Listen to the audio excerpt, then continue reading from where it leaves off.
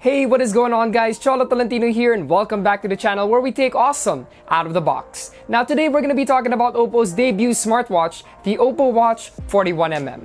While Android brands have been dropping smartwatches left and right to go up against the Apple Watch, only a few of them make use of Google's Wear OS platform. OPPO is one of those brands that stand by it, and their debut smartwatch offering tries to refine most of the kinks associated with Wear OS. Right off the bat, we got some pros like the modern and minimalistic design, much like the Apple Watch. We also got the dual boot system, which caters to users' different needs. Now for the cons, we got the battery life on Wear OS mode, which honestly could have been better. And we also got the Wear OS itself, which still needs a little bit of catching up to do compared to its competitors like Watch OS. It's kind of obvious that the OPPO Watch 41mm looks very similar to the Apple Watch, and it's not necessarily a bad thing. You get a square 1.6-inch AMOLED display with a curved Gorilla Glass protecting it. The display's resolution is 320 by 360, giving it a 326 pixel per inch count that makes it one of the sharpest displays on a smartwatch. The OPPO Watch 41mm still looks unique with its two-button layout, as opposed to Apple's rotating crown. The upper button lets you access Wear OS apps installed on the watch, while the lower button is programmable and multifunctional. A long press on the lower button lets you turn off, restart, or switch to power saver mode. The left side of the OPPO Watch 41mm contains a loudspeaker and a microphone, both of which are used for Google Assistant and answering calls if the watch is synced to your phone. The loudspeaker is also utilized to guide you with the OPPO Watch's built-in 5-minute exercise routines. As a premium smartwatch, the OPPO Watch 41mm makes use of glossy 6000 series aluminum, giving it a good amount of heft. The backplate houses the OPPO Watch's array of sensors and pogo pins for charging. There are also two buttons to be found here which detach the strap in case you plan on changing to different straps. The OPPO Watch is waterproof for up to 50 meters, so it's definitely perfect for your swimming workouts. Just like with its smartphones, OPPO makes use of ColorOS elements that are evident with the icon styles and the app drawer layout when you press the upper button. Just like any Wear OS device, it comes with Play Store for installing additional apps and watch faces.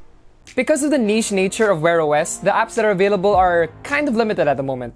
As for the default apps, I found the 5-minute exercises and breathing apps pretty cool. The former gives you 5 different exercise routines depending on your needs. They're quick, easy, and you can do them anywhere. Now, if you want to conserve battery life, the OPPO Watch 41mm's power saver mode gives you the basics: time, date, step counter, heart rate monitor, and you can receive notifications. It's not as fancy as what Wear OS has to offer, but it should fit the needs for most users. As we mentioned in an earlier article, the global version of the OPPO Watch 41mm uses a better Snapdragon Wear 3100 processor, as opposed to the Snapdragon Wear 2500 on the Chinese version. Other than that, you get 1GB RAM, 8GB internal storage, and a 300mAh battery. For power saver mode, the OPPO Watch uses an Apollo 3 coprocessor. For connectivity, you have Bluetooth 4.2, Wi-Fi, and NFC. Wear OS is notorious for bad RAM management and equally bad battery life, and the same applies for the OPPO Watch 41mm. While 1GB RAM is more than what most smartwatches have to offer, the OPPO Watch 41mm has difficulties in loading some apps. There were some cases where Spotify would fail to load album artwork until you restart the watch, and the web browser would freeze when trying to access some sites. The OPPO Watch currently uses version 2.19 of Wear OS, and we expect Google to release a more optimized version in the near future. It's the same story when it comes to battery life. While OPPO claims to have 24 hours of battery life on the OPPO Watch 41mm, I was only able to use it for around maybe 16 hours, which makes Wear OS still impractical to use when you're going out for long-haul travels. The battery and display size may play a factor here, but I do think Google can still improve on this through refining Wear OS in future iterations. To remedy the terrible battery life, the OPPO Watch 41mm has a power saver mode that utilizes the Apollo 3 coprocessor. This mode stretches the battery life to as much as 14 days but limits you to basics like timekeeping, step counter, heart rate tracking, and notifications. Now that is an okay trade-off for the extra amount of time that you get, and it's a watch, so it kind of has to be about the time. With the supplied charging dock, it takes around an hour to top up the OPPO Watch 41mm from flat to 100%.